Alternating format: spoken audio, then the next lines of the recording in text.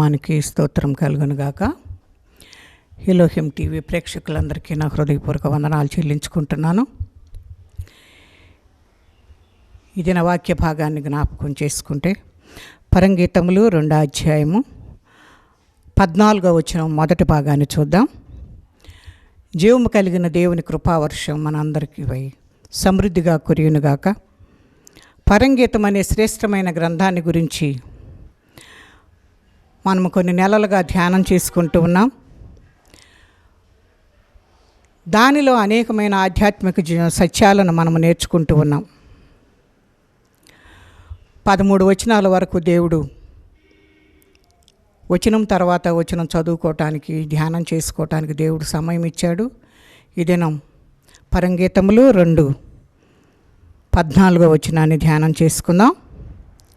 బండ సందులలో ఎగురు నా పావురమా, పేటిపీటలను ఆశ్రయించు నా పావురమా, నీ స్వరము మధురము, నీ ముఖము మనోహరము, నీ ముఖము నాకు కనబడనిమ్ము, నీ స్వరము నాకు వినబడనిమ్ము అని ఇక్కడి వాక్య భాగంలో వ్రాయబడి ఉంది. చిన్న ప్రార్థన చేసుకుందాం. పరిశుద్ధుడా, ప్రేమ కలిగిన తండ్రి, నీకు వందనాలు. దయగలిగిన ఆత్మ, నీకు స్తోత్రాలు. ఒట్టిదానను మట్టిదానను, ఎందుకు పనికిరాని దానను ప్రభా మీరు నిలబెట్టుకుంటున్నారు. మీరు నాయన జ్ఞానాత్మతో నింపి ప్రభా, జ్ఞానమును ప్రత్యక్షత గల ఆత్మను మీరు నాకు దయచేసి వివరించటకు కావలసిన కృపనిచ్చిన ఆయన, వినువారి హృదయాలు గ్రహించినట్లు నాయన వారి మనోనేత్రములు తెరిచి అయా నాయన వారు వాక్యానుసారముగా జీవించటకు కావలసిన కృపను మీరు దయచేయండి ప్రభా. నీ కృపతో నాయన జ్ఞాపకం చేసుకొని ప్రతి కుటుంబమును దీవించి ఆశీర్వదించమని ఈ వాక్య భాగమును మీ చేతులకు సమర్పించుకుంటూ యేసు పరిశుద్ధ నామమును అడిగి వేడుకుంటున్నాం తండ్రి, ఆమేన్. చిన్న పాట పాడుకుందాం. నీవు చేసిన ఉపకారములకు నేనేమి చెల్లింతును, ఏడాది దూడలనా వేలాది పొట్టేళ్ళనా, ఏడాది దూడలనా వేలాది పొట్టేళ్ళనా, నీవు చేసిన ఉపకారములకు నేనేమి చెల్లింతును. వేలాది నదులంత విస్తార తైలము నీకిచ్చిన చాలునా, గర్భఫలమైన నా జ్యేష్ఠ పుత్రుని నీకిచ్చిన చాలునా, ఏడాది దూడలనా వేలాది పొట్టేళ్ళనా, నీవు చేసిన ఉపకారములకు నేనేమి చెల్లింతును. మరణ పాత్రుడనయ్యున్న నాకై మరణించితివ సిల్వలో, కరుణ చూపి నీ సిల్వ మార్గాన నడిపించుమో యేసయ్యా, ఏడాది దూడలనా వేలాది పొట్టేళ్ళనా, నీవు చేసిన ఉపకారములకు నేనేమి చెల్లింతును. విరిగి నలిగిన బలియాగములకై నా హృదయమర్పింతును, రక్షణ పాత్రను చేబూని నిత్యము నిన్ను వెంబడించేదను, ఏడాది దూడలనా వేలాది పొట్టేళ్ళనా, నీవు చేసిన ఉపకారములకు నేనేమి చెల్లింతును. హల్లెలూయా. దేవుని నామానికి స్తోత్రం కలుగునుగాక. వాక్య భాగంలోనికి వెళ్దాం. పరంగీతములు 2వ అధ్యాయం 14వ వచనం మనము ధ్యానం చేసుకుంటూ ఉన్నాం. బండ సందులలో ఎగురు నా పావురమా, పేటుబీటులను ఆశ్రయించు నా పావురమా, నీ స్వరము నాకు వినబడనిమ్ము. ఇక్కడ ఈ వాక్య భాగంలో మనము జ్ఞాపకం చేసుకుంటే పావురమును గురించి మనము ధ్యానం చేసుకున్నట్లయితే పావురము బహు అందమైన పక్షులుగా మనకు కనబడుతూ ఉన్నాయి. అలాగే ప్రభు బిడ్డలు దేవుని దృష్టిలో బహు అందమైన వారుగా కనబడుతూ ఉన్నారు. కానీ వారు కలిగిన అందం లేక అలంకారము ప్రకృతి అలంకారము కాదు, కానీ అది వాడబారని అక్షయ అలంకారమైన పరిశుద్ధ అలంకారము కనుక ఈ పరిశుద్ధ అలంకారము మురికి పీలికలకు పోల్చబడిన నీటి కాదు కనుక బహిరంగమునకు మంచిగా కనిపించే పరిశుద్ధత కూడా కాదు అని మనము జ్ఞాపకం చేసుకోవాల్సిన వారమై ఉన్నాం. దేవుడు సంఘమును పావురముతో పోలుస్తున్నట్లుగా చూస్తూ ఉన్నాం. ఆ సంఘం ఏంటి అని అంటే యేసు ప్రభు ప్రశస్త రక్తంచే కడుగబడిన సంఘముగా మనకు కనబడుతున్నట్లుగా చూస్తూ ఉన్నాం. యేసు ప్రభు యొక్క ప్రశస్తమైన రక్తంచే కడుగబడి యేసు ప్రభుని నీతిగా కలిగిన పరిశుద్ధత మనము పొందుకోవాలని దేవుడు కోరుకుంటున్నాడు. ఎందుకనగా ప్రభు అయిన యేసుక్రీస్తే పరిశుద్ధతయు నీతియు అయ్యున్నాడు కనుక మనము ఆ రీతిగా పరిశుద్ధత కలిగి జీవించాలని దేవుడు నిన్ను నన్ను కోరుకుంటున్నట్లుగా మరి ఇక్కడ వాక్య భాగాలను బట్టి మనము చూస్తూ ఉన్నాం. పావురము యొక్క మనము దాన్ని జ్ఞాపకం చేసుకుంటున్నాం కనుక పావురాలు ఎలా ఉంటాయి అని అంటే పవిత్ర జాతికి చెందిన పక్షులుగా మనకు కనబడుతున్నాయి. ఒకటి బహు అందమైనదిగా కనబడుతూ ఉంది, రెండవది పవిత్ర జాతికి చెందిన పక్షులుగా మనకు కనబడుతూ ఉన్నాయి. అవి పరిశుభ్రమైనవిగా, అవి తమ శరీరములను ఎల్లప్పుడూ పరిశుభ్రంగా ఉంచుకుంటున్నాయి కనుక తమ గూళ్ళను కూడా అవి శుభ్రంగా ఉంచుకుంటాయి. తమ పిల్లలు రెట్టను వాటి గూళ్ళ నుండి పారవేయుటకు అవి తమ పిల్లలకు నేర్పిస్తూ ఉంటాయి. శవములు, కుళ్ళు, మురికి వాటికి అసహ్యం కనుక అవి పరిశుద్ధ స్థలములలో మాత్రమే అవి నివసిస్తూ ఉంటాయి. ఆదికాండం 8లో జలప్రళయమును గురించి వ్రాయబడినట్లుగా మనం చూస్తూ ఉన్నాం. దానిలో నోవహు ఓడ నుండి వెలుపలకు రాకముందు భూమి మీద ప్రళయం వచ్చిన నీరు ఇంకినదో లేదో అని తెలుసుకొనుటగాను పావురమును ఓడ వెలుపలికి విడిచిపెట్టినట్లుగా చూస్తూ ఉన్నాం. అప్పుడు దానికి అరికాలు నిలుపుటకు కూడా చోటు లేకపోయింది కనుక అందువల్ల అది తిరిగి నోవహు దగ్గరకు ఓడలోనికి వచ్చినట్లుగా చూస్తూ ఉన్నాం. కానీ అంతకుముందు నోవహు ఒక కాకిని ఓడ వెలుపలికి విడిచిపెట్టాడు. కానీ ఆ కాకి తిరిగి నోవహు దగ్గరకు ఓడలోనికి రాలేదు. కారణం ఏంటి అని అంటే జలప్రళయము వల్ల సమస్త జీవరాశులు నాశనమైపోయి ఉండగా ఆ చచ్చిన కళేబరములపై వ్రాలి తన్ను కాపాడిన ఓడలోని నోవహును పూర్తిగా మర్చిపోయినట్లుగా చూస్తూ ఉన్నాం. ఇది ఎంతో విచారకరముగా ఉంది. అలాగే ఈ దినముల యందు కూడా మనము రక్షణను ఓడను మరచి మరియు రక్షకుని కూడా మరచి చచ్చిన కళేబరములతో తృప్తి చెందిన వారు కనుక ఎందరో ఉన్నారు. అటువంటి వాళ్ళని మనము జ్ఞాపకం చేసుకోవాలి. కాకి కన్నా నీచమైన వాటి మీద,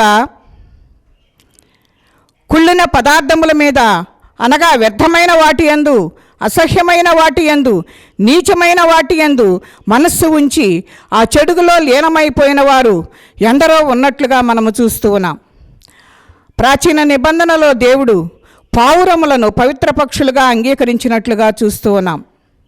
దేవుని సన్నిధిలో అర్పించుటకు అవి యోగ్యమైనవిగా ఎంచబడినవి. అలాగే ప్రభు బిడ్డలు ప్రభు దృష్టిలో పావురముల వంటి వారుగా కనబడుతున్నట్లుగా మనము చూస్తూ ఉన్నాం.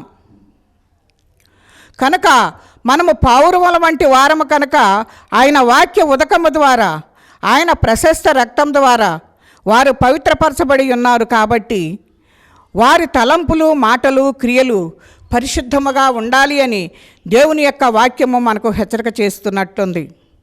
మూడవదిగా చూస్తే పావురములు సాధువైన పక్షులుగా మనకు కనబడుతున్నాయి. అవి నిష్కపటమైనవి. అందుచేత ప్రభువు తన విశ్వాసులను పావురములతో పోల్చి, ఇదిగో తోడేళ్ల మధ్యకు గొర్రెలను పంపినట్లు నేను మిమ్మల్ని పంపుచున్నాను కనుక పాముల వలె వివేకులను పావురముల వలె నిష్కపటులనై ఉండు అని మత్తయి సువార్తలో మనము దేవుడు సెలవిచ్చిన వాక్యమును మనము చూడవచ్చు. రాబందు, గ్రద్ద మొదలైనవి క్రూరమైన పక్షులుగా మనకు కనబడుతూ ఉన్నాయి.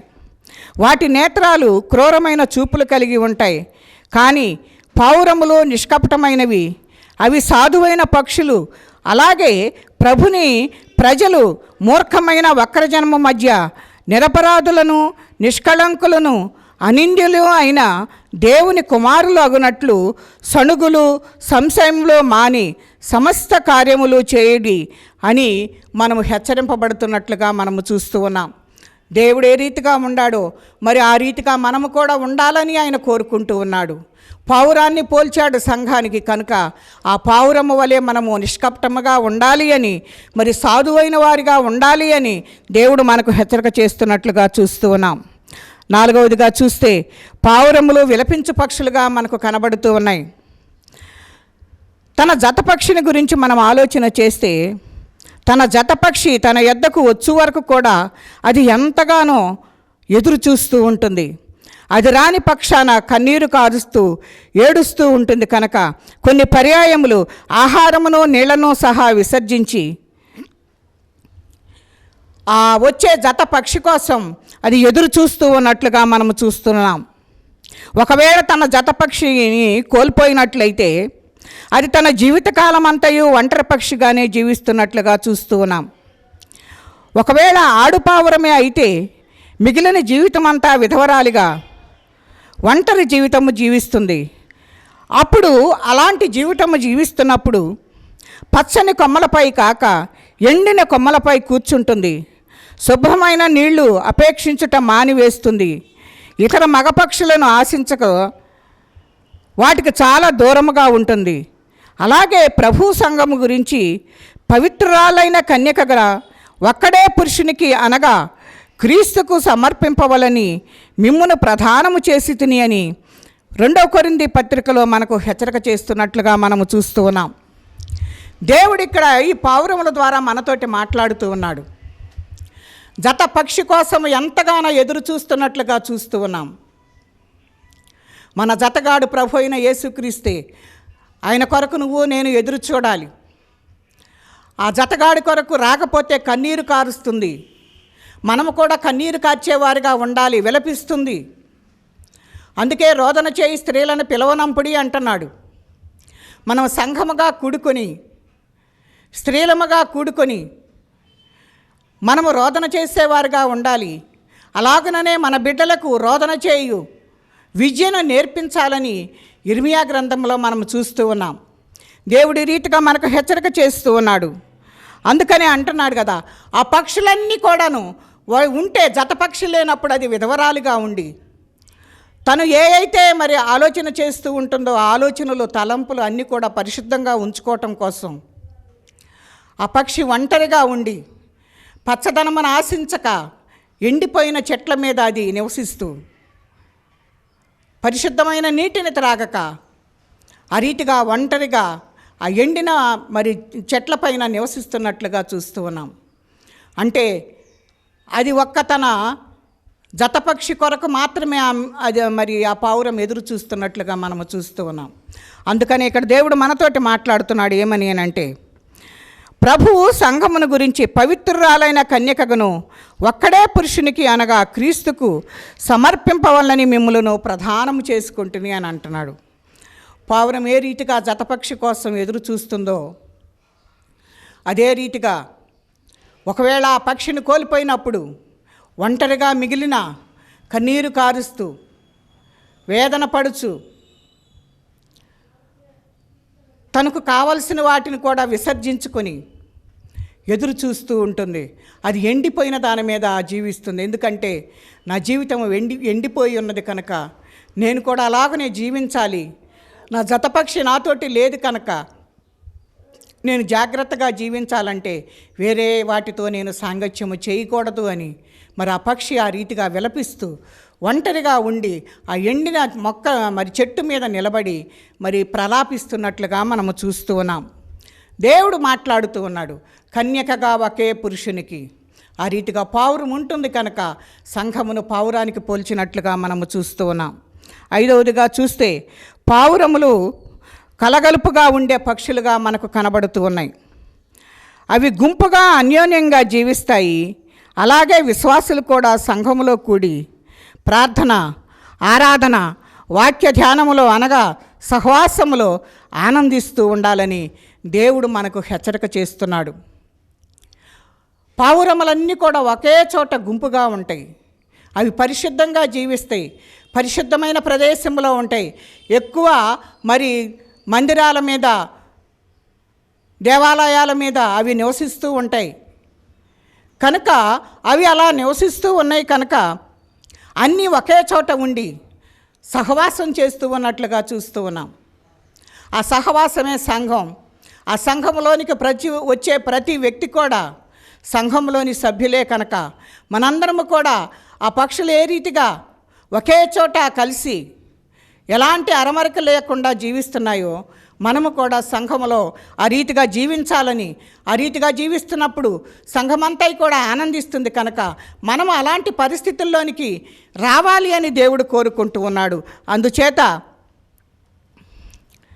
సమాజముగా కూల్ట మానక ఒకరిని ఒకడు హెచ్చరించుకోవాలని దేవుడు మనకు హెచ్చరిక చేస్తూ ఉన్నాడు. ఈ మాటలు హెబ్రీ పత్రిక 10వ అధ్యాయంలో మనం చూస్తాం.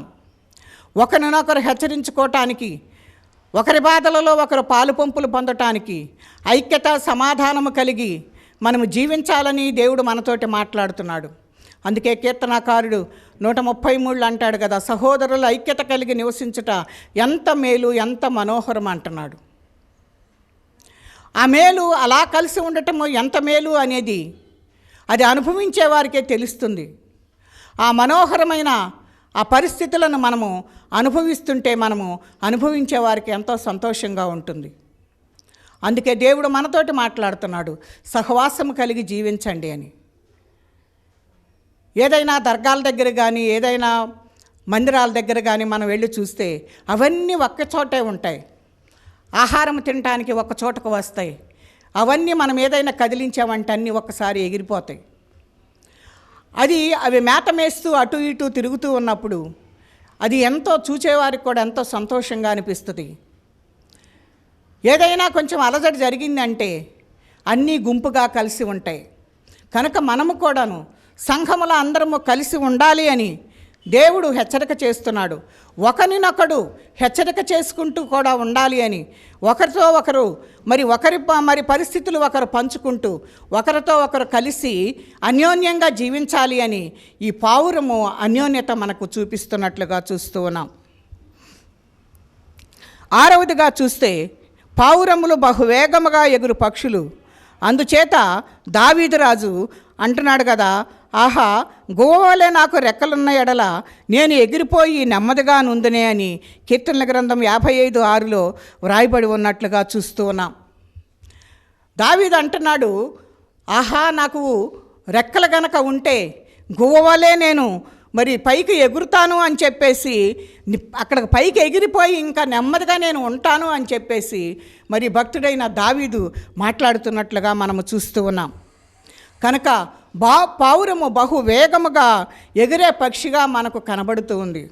మనము కూడా దేవుని సన్నిధిలో ఆయన వచ్చినప్పుడు బహువేగముగా ఆయనతో పాటు వెళ్ళటానికి మరి అంతగా సిద్ధపాటు మనము కలిగి ఉండాలి అని దేవుడు హెచ్చరిక చేస్తున్నట్లుగా మనము ఈ వాక్య భాగం ద్వారా తెలుసుకోవచ్చు. కనుక రెక్కలుంటే నేను ఎగిరిపోతాను అని చెప్పేసి ఆ ఎగిరిపోయిన ఆ ఎత్తైన ప్రదేశంలోనికి వెళ్ళి నేను నెమ్మది కలిగి జీవిస్తాను అని దావీదు మాట్లాడుతున్నట్లుగా మనము చూస్తూ ఉన్నాం. కనుక మనము ఆ రీతిగా ఉండాలి అని కీర్తనాకారుడు చెప్పినట్లుగా మనము కూడాను ఆ గొవ్వలను చూసి ఆ పావురాలను చూసి మనము అనేకమైన పాఠాలను మనము నేర్చుకునవలసిన వారమై ఉన్నాం. 7వదిగా చూస్తే పావురము పరిశుద్ధాత్మకు సాదృశ్యంగా కనబడుతూ ఉంది. యేసు ప్రభువు యోహాను చేత యొర్దాను నదిలో బాప్తిసం పొందినప్పుడు పరిశుద్ధాత్మ పావురము వలె ఆయన మీదికి దిగి వచ్చినట్లుగా చూస్తూ ఉన్నాం. ఈ విషయం మత్తయి సువార్త 3వ అధ్యాయంలో వ్రాయబడినట్లుగా మనం చూస్తూ ఉన్నాం. కారణం ఏంటి అని అంటే, ఆ ప్రియ ప్రభువు మహాపరిశుద్ధుడు కనుక ప్రభువైన యేసుక్రీస్తుని నీ రక్షకునిగా నువ్వు స్వీకరించినట్లయితే మీరు కూడా దేవుని దృష్టిలో పావురములు అని పిలుచుకోవటానికి అవకాశం ఉంటుంది. కనుక ఈరోజే రక్షణ దినం అని మనము జ్ఞాపకం చేసుకోవాలి. నేడే రక్షణ దినమని దేవుడు మనకు హెచ్చరిక చేస్తున్నాడు. రేపు మనది కాదు కనుక ఈ దినమే మనము రక్షించబడి దేవుని రాజ్యంలో మనము వారసులుగా అవటానికి దేవుడు కృప దయచేయాలని ఎంతగానో నీ కొరకు నా కొరకు ఎదురు చూస్తూ ఉన్నాడు. నువ్వు రక్షించబడకుండా దేవునికి దూరముగా సహవాసముకు దూరంగా గనక ఉండినట్లయితే ఆ రీతిగా చేయటానికి అవకాశం ఉండదు. కనుక నువ్వు రక్షించబడినట్లయితే నిన్ను ఆయన రాజ్యంలో వారసుడిగా వారసురాలుగా చేసుకోవటానికి దేవుడు కృప చూపిస్తున్నాడు. కనుక మనమందరము కూడా తెలుసుకోవాల్సింది ఏంటి అని అంటే, ముందుగా నువ్వు రక్షణ పొందినట్లయితే ఆయన పరిశుద్ధతలోనికి రావటానికి అవకాశం ఉంది, ఆయన రాజ్యంలోనికి వెళ్ళటానికి అవకాశం ఉంది. కనుక నీవు నేను దేవుడు చెప్పిన విషయాలన్నిటినీ మనము జ్ఞాపకం చేసుకుని, పావురాన్ని మనము జ్ఞాపకం చేసుకుంటున్నాం. పావురాన్ని సంఘానికి పోల్చాడు. ఆ సంఘానికి పోల్చినలో ఆ సంఘంలో మనందరము ఉన్నాము. కనుక మనందరము కూడా ఆ పావురము వలె పరిశుద్ధంగా జీవించేవారుగా ఉండాలి అని దేవుడు కోరుకుంటున్నాడు. ఈ పావురంలో ఉన్న లక్షణములన్నీ నీకు నాకు ఉన్నాయా లేదా అనేది ఒకసారి జ్ఞాపకం చేసుకోమని దేవుడు హెచ్చరిక చేస్తూ ఉన్నాడు. అందుకే నువ్వు రక్షించబడాలి. ముందుగా నువ్వు రక్షించబడినట్లయితే దేవుడు నిన్ను ఆ రాజ్యమునకు వారసుడుగా వారసురాలుగా చేయటానికి ఆయన ఇష్టపడుతున్నాడు. కనుక మనందరము కూడా ఆ పావురాన్ని సంఘానికి పోల్చి ఎలాగన దేవుడు పిలుచుకుంటున్నాడో, నువ్వు సరైన రీతిలో గనక ఈ లోకంలో జీవించినట్లయితే నిన్ను కూడా ఆ పావురానికి పోల్చుకుని దేవుడు నిన్ను పిలుచుకుంటాడని దేవుని యొక్క వాక్యము మనకు హెచ్చరిక చేస్తూ ఉండగా, మనము కూడా అటువంటి పరిశుద్ధమైన జీవితమును జీవించి అలాగున మనము ఆ సంఘములో చేరి పావురములలాగా ఉన్నాము అనేది ఆ సంఘానికి ఆయన పెట్టాడు. గనక ఆ పేరులోనికి మనందరము కూడా వచ్చినట్లయితే దేవుడు నిన్ను నన్ను మరి ఆ రీతిగా చేయటానికి ఇష్టపడుతున్నాడు. గనక అట్టి కృప పరిశుద్ధాత్మ దేవుడు మనకు తోడయ్యుండి నడిపించునుగాక. దేవుడి కొద్ది మాటలు మన వినికిడిలో దీవించి ఆశీర్వదించునుగాక. చిన్న ప్రార్థన చేసుకుందాం.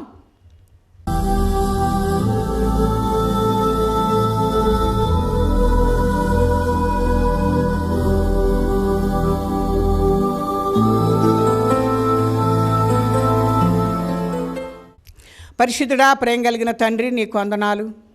ఇంతవరకు నీ ఉచితాన్ని బట్టి కాచి కాపాడి సజీవులన్న దేశంలో ఉంచి ఈ రీతిగా నాయన నీ వాక్యమును నాయన తెలుసుకోవటానికి మీరు ఇచ్చిన కృపను బట్టి నీకు వందనాలు చెల్లించుకుంటూ, అయ్యా పావురమును సంఘమునకు పోల్చారు నాయన. ఆ సంఘంలో మనమందరము ఉన్నాము కనుక ఆ పావురము వలె మనము జీవిస్తున్నామా లేదా అనేది మన జీవితాలను ఒకసారి పరీక్ష చేసుకుని, రక్షణ పొందని వారుంటే రక్షణ పొంది ఆయన రాజ్య వ్యాప్తి కొరకు మనందరము కూడా సహవాసములో కూడుకొని ఆయన రాజ్య వ్యాప్తి కొరకు మనందరము కూడా ప్రయాసపడటానికి దేవుడు కృపను గ్రహిస్తాడు. కనుక మనందరము కూడాను కుటుంబాల వారిగా రక్షణ పొంది ఆ సహవాసములో ఉండి ఆయన వచ్చినప్పుడు ఎత్తబడే గుంపులో ఉండుటకు కావలసిన కృపను దేవుడు అనుగ్రహించినట్లు మనందరము కూడాను దేవుని సహవాసంలో ఉండులాగా దేవునికి మరి ఎన్నో కృతజ్ఞతలు చెల్లించవలసిన వారమై ఉన్నాము. కనుక ఇటు స్థితి ఇచ్చిన దేవునికి ఎన్నో వందనాలు చెల్లించబద్దులమై ఉన్నాము. ఏమిచ్చినా ఆయన రుణము తీరదు. కనుక మనందరము కూడా పావురము వలె అపరిశుద్ధముగా నిష్కపటముగా మనము జీవించి మరి దేవుని కొరకే ఎదురు చూసేవారిగా, ఇంకా వేరే వాటి కొరకు మనం ఎదురు చూడకుండా ఆ ఒక్కనే అయినా దేవుడి కొరకే మనం ఎదురు చూసేవారుగా ఉండులాగన దేవుడు కృపను అనుగ్రహించినట్లు, దేవుడు మనకు సహాయం చేయనట్లు ఈ కొద్ది మాటలు దేవుడు మన వినికిడిలో దీవించి ఆశీర్వదించునుగాక. ఆమేన్.